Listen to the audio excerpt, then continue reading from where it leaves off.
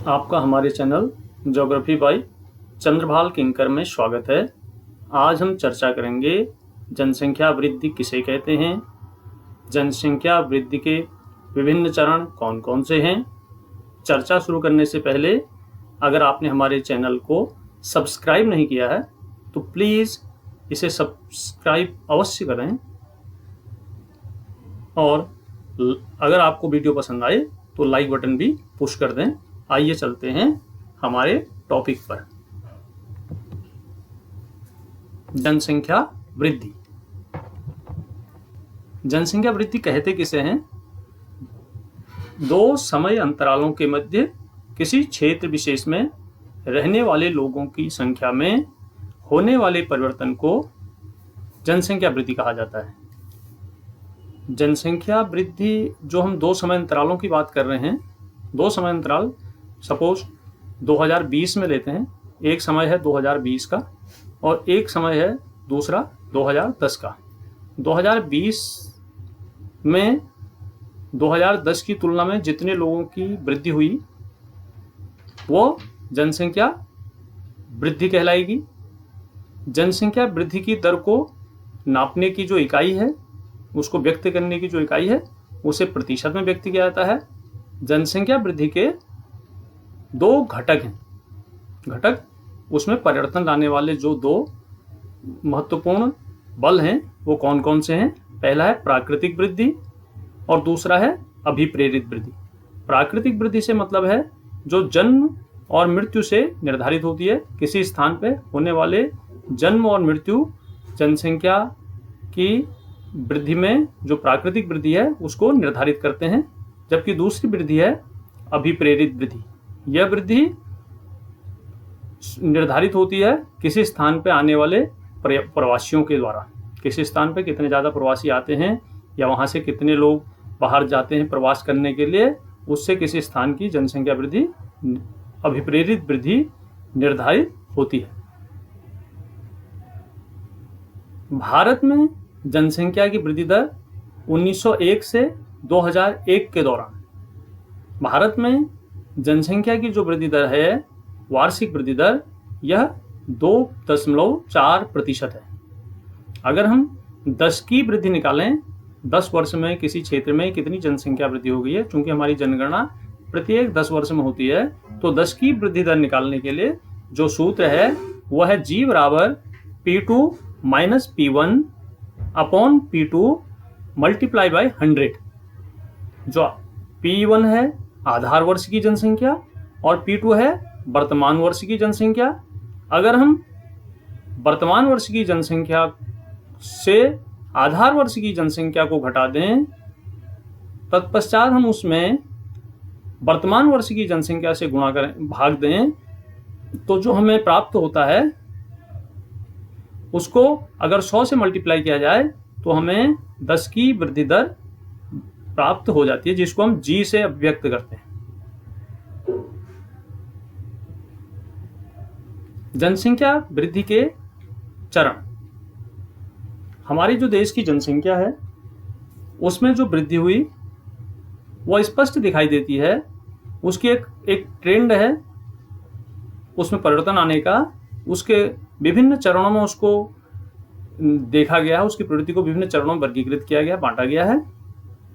जो जनसंख्या वृद्धि के चरण हैं वो 4 चरण हैं। प्रथम चरण 1901 से 1921 की अवधि को माना जाता है।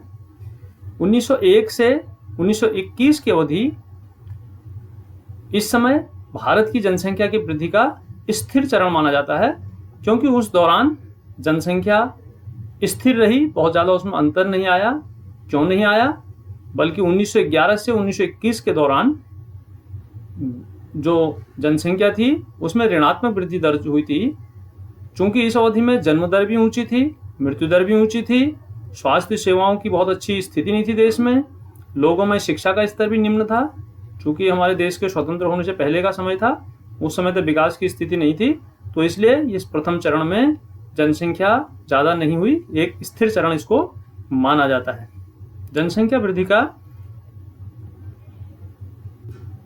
जो दूसरा चरण है, द्वितीय चरण, 1921 से 1951 के दौरान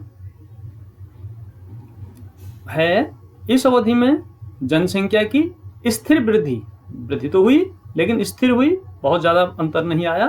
स्थिर वृद्धि की अवधि के रूप में इसको जाना जाता है। 1921 से 1951 के दौरान हमारे देश को स्वतंत्र होने के तक लगभग इस स्थिति में क्या हुआ, स्वास्थ्य में और स्वच्छता में, चूंकि देश स्वतंत्र होने लगा हो गया था, तो स्वास्थ्य सेवाओं में और स्वच्छता की सेवा में सुधार हुआ। इस सुधार के साथ होने से क्या हुआ, मृत्यु दर कम होने लगी, जबकि अशोधित जन्म दर ऊंची बनी रही। चूंकि शिक्षा का उस समय भी बहुत ज़्यादा व्यापक प्रचार प्रसार नहीं हो पाया था, देश चूंकि उसी समय स्वतंत्र हुआ था, शिक्षा की ज़्यादा अच्छी व्यवस्था न होने के कारण, स्वास्थ्य सेवाओं में बहुत ज़्यादा सुधार न होने के कारण जो हमारी मृत्यु दर तो थोड़ी कम हुई, लेकिन जो जन्म दर थी वो हमारी ऊंची ही बनी रही। ये हमारा जनसंख्या के जो वृद्धि है उसका द्वितीय चरण है। तृतीय चरण में क्या हुआ, तृतीय चरण 1951 से 1981 के दशक में, इस दशक में जनसंख्या बहुत तेज गति से बढ़ी। इस तेज गति से बढ़ने के कारण ही इस अवधि को जनसंख्या का विस्फोट कहा जाता है। जैसे विस्फोट होता है, बहुत तेजी से फट पड़ती है, वैसे ही हमारे देश की जनसंख्या इस अवधि में तृतीय चरण में हुआ। तृतीय चरण में क्या हुआ, मृत्यु दर में कमी हुई, क्योंकि स्वास्थ्य सेवाएं बहुत विकसित हो गई। थोड़ा जो पहले की अवस्थाएं थी उस अवस्था से हमारे देश में स्वास्थ्य सेवा में तेजी से सुधार हुआ, शिक्षा में सुधार हुआ।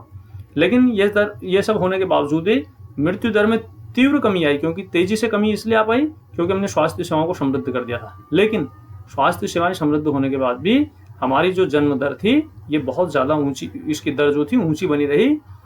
इसके साथ साथ एक चीज़ और हुई, जो हमारे पड़ोसी देश हैं, पाकिस्तान, बांग्लादेश, नेपाल, तिब्बत, इन देशों से बड़ी संख्या में हमारे देश में प्रवासी आए, जिन प्रवासियों के आने के कारण भी देश में जनसंख्या बढ़ी और जिसने हमारे देश में जनसंख्या के तृतीय चरण में वृद्धि दर को ऊंचा बनाए रखा। जनसंख्या वृद्धि का चतुर्थ चरण, यह 1981 के बाद जो चौथा चरण था, यह चरण आज तक वर्तमान तक इस चरण में जनसंख्या को देखने का प्रयास किया था। चतुर्थ चरण में 1981 के पश्चात वर्तमान तक देश की जनसंख्या चूंकि हमारे देश की बहुत ज़्यादा बढ़ चुकी है, तो इसमें अभी भी लगातार बढ़ोतरी हो रही है। जनसंख्या की वृद्धि दर ऊंची बनी हुई है। इसका कारण यह है कि जनसंख्या पहले ही काफ़ी बढ़ चुकी है, अब उसमें अगर बहुत कम वृद्धि भी होगी तो चूंकि बहुत ज़्यादा जनसंख्या है तो उसके बावजूद भी वो वृद्धि हमें संख्या में ऊंची ही दिखाएगा। यही कारण है कि हमारे देश की जनसंख्या इस समय दुनिया में दूसरे नंबर पर है। पहले नंबर पर चीन है, तो द्वितीय नंबर पर हमारे देश की जनसंख्या है। और ये उम्मीद की जाती है कि आने वाले 5 साल में लगभग 2030 तक भारत दुनिया का सबसे ज़्यादा जनसंख्या वाला देश होगा। जनसंख्या की वृद्धि दर धीरे धीरे अब घटने लगी है, मंद गति से घट रही है। इसका कारण जनसंख्या की वृद्धि दर का अधोमुखी होना है। धीरे धीरे हमारी जनसंख्या की जो बढ़ने की दर है वो घट रही है। जो जनसंख्या की वृद्धि दर है उसका अधोमुखी होना माने नीचे की तरफ होना, उसका जो ग्राफ है ऊपर की तरफ में चढ़ के नीचे की तरफ जा रहा है और हमारी देश की जनसंख्या घट रही है। आपको अगर मेरा यह वीडियो पसंद आया हो, मेरे द्वारा दी गई जानकारी पसंद आई हो, तो इस वीडियो को कृपया लाइक करें और शेयर करें। धन्यवाद।